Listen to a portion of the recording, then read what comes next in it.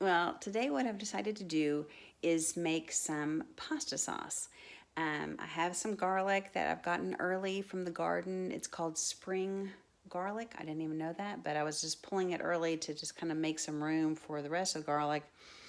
Looked it up, and sure enough, it's called spring garlic, and it's actually a prized crop. So I'm excited about putting it in the spaghetti sauce. And we're out, so we need to make some more. We still have tomatoes from last year, and how I store tomatoes. I have, if you have tomatoes and you find that you have so many you cannot eat them, and you don't know what to do with them, you do this. You put them in a very big gallon size Ziploc freezer Ziploc, and I just keep one in the freezer and I just keep it going. I always have one in the freezer all season, so that when they turn ripe on my countertop, I just shove them in that bag unless we eat them, knowing that I'll use them for sauce or salsa or chili base. I mean, I make them for all kinds of things. So what you do is you freeze them whole like that. Of course, I wash them, but I freeze them whole, and then I make scalding hot water. I put some scalding hot water. This is, I don't know if you can see that, but that's just from just tap water. And I have my bag of tomatoes. This recipe calls for 12 pounds of tomatoes. So I just wanted to show you how easy it is to take the skins off tomatoes. I've put, here's skins from the tomatoes. This is my 12 pounds of tomatoes here, ready to go, but I just thought I would show you how easy it is, and I can just do a couple of tomatoes to show you. So I'm gonna do my best to put this here, and let's hope it doesn't fall in the water. That would be horrible.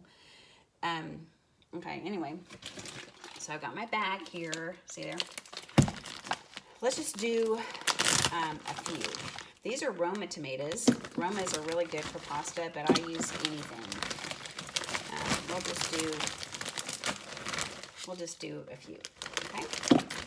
And then we'll keep the rest in the freezer because I know I'm going to be making chili base or salsa later. Okay, so what you do is this is hot water. So it's just hot from the sink. But what you do is you let it sit in there for about 1 minute. And I mean, it doesn't take long. And your goal is to just get the skins off. And I leave the seeds. I don't care. I like the seeds in my sauce. I figure they're good for me. I even leave some of the stems. So you take your frozen tomato, still frozen in there, and you just slide it off. I mean, look at that. It's sickeningly easy. Okay, here's another one. Ready? Whee! Okay, it's perfect. Here's a different kind of tomato. Easy. And then different. And you can either throw these skins away, you can use them to make ketchup, you can put them in your compost pile, which is where ours is going to go. It doesn't matter. Anyway, so tomorrow I'll be canning. I'll be making the pasta sauce, and if I have time tomorrow night, I'll be canning. So I will show you all of that. All right, see you tomorrow. Bye-bye. Okay, today we are making garden pasta sauce. It's just for spaghetti and raviolis and things like that we use, which is basic pasta sauce. But it's from the garden. We have things from our garden already. These are tomatoes this is last year's garden that were frozen. I showed you how to thaw those out yesterday. We'll be adding green pepper, onion, carrots, and then we have a whole bunch of seasonings that we also have growing in our garden. Basil, oregano, those kinds of things. So I'll be showing you all of that, and I'll also be putting the recipe in the comments, or actually maybe even in the description. These are the tomatoes from yesterday. They look a little wilty. But what has happened, if you notice, all this juice in here are from the tomatoes. And I am, to make my sauce thicker, I'm only going to use about maybe a half of that or a third of that juice. But if you're wanting to make a lighter sauce, not so heavy, you can add more. Just keep the juice with it. It's good either way. Anyway, you'll notice also there's stems. But what I'm doing right now is I'm getting ready to puree all the tomatoes before I cook them in a stock pot. You can cook it in, you can do this in a stock pot, or you can do it in a slow cooker.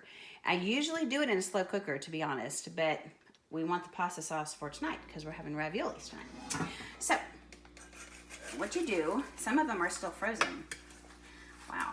Okay, so what you'll do is my hands are clean, I just washed them. I put them in a blender. So if you have a blender, great, or if you have a food processor, that's fine. Whatever you need to do to puree them. So I'm going to puree them really quick. I'll show you how that's done. You don't want to do it too much. You don't want to pulverize too much. I'm going to put it on low. So what I'll do is I'll have to get my plunger out, wherever it's at, and make it so it's pureed, and I'll show you what all that's going to look like here in a little bit. But because it's frozen, if I'm not careful, it'll turn it to ice cream. Tomato ice cream. Anyway, all right, I'll get back with you. Okay, so if you get a little closer, you might be able to see. This is the pureed tomatoes. These are the pureed tomatoes, and there are 12 pounds of tomatoes. And what I did, I mean, if you don't have a Vitamix, or just use a blender. If you don't have a blender, use a food processor. And what I'm gonna do, I do with my Vitamix just because it's powerful, but you can use this, you can do this in a food processor, or one thing I've also done is I've just cooked everything big, you know, all together, like not pureed, and then I puree it later with, in this. So, while it's hot and everything's mushy. So it's up to you how you want to do that. But I'm going to do it this way today. I've left a little bit of the tomato puree in this to give it some juice. And I have some shredded carrots. You're going to add about a pound of carrots. This adds sweetness to your sauce, which you want. So you'll do that. I know it sounds kind of crazy right now, but you're basically making carrot juice. You're pureeing it. I add sugar to the sauce, but with this, I don't have to add as much sugar.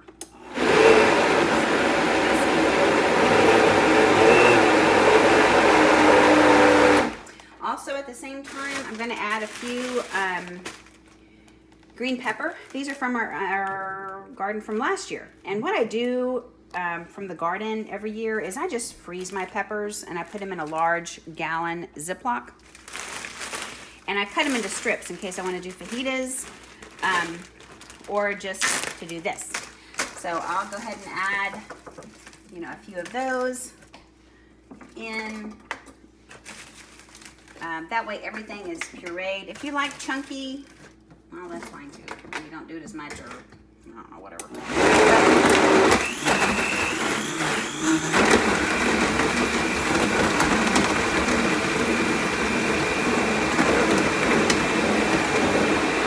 My kids don't like to see any vegetables in their sauce.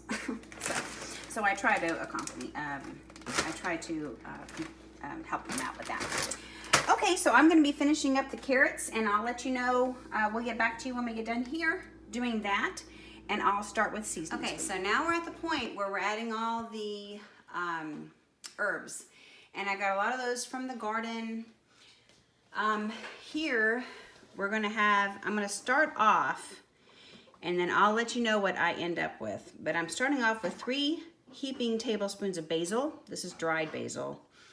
I don't have fresh yet. 3 heaping tablespoons of oregano, 2 teaspoons of thyme.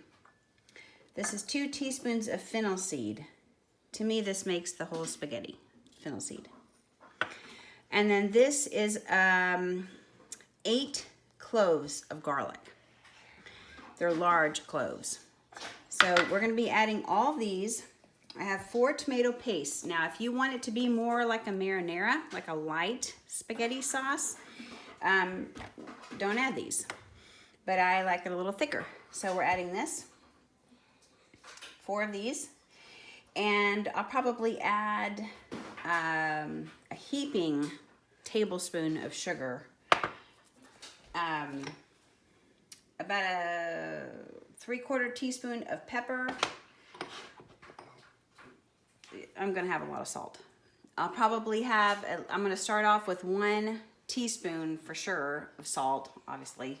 It might even be 2 or 3, but I'll let you know.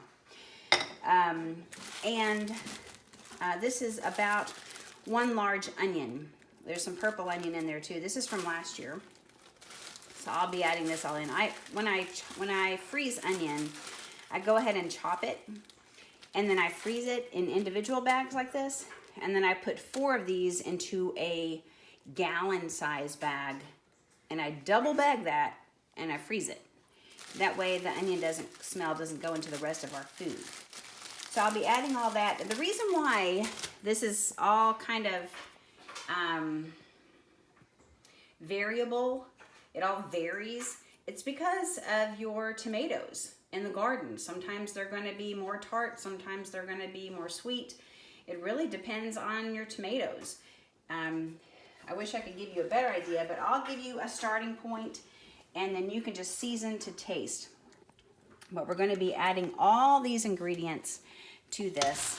I'll go ahead and add all the onions. Again, this is like a very large onion. And it's just going to cook. This is going to cook for probably, I would say 45 minutes. It's all going to season in there, and then I'm going to be canning it. And when I can in the pressure canner, but you can just in a water bath. You can do that with tomatoes. But sometimes I add olive oil, and when I add olive oil, I definitely want a pressure can, and you do too. Right now there's no oil, so just in case. But it makes me feel better, plus it gives it a longer shelf life. Okay, I'll get with you in a little bit.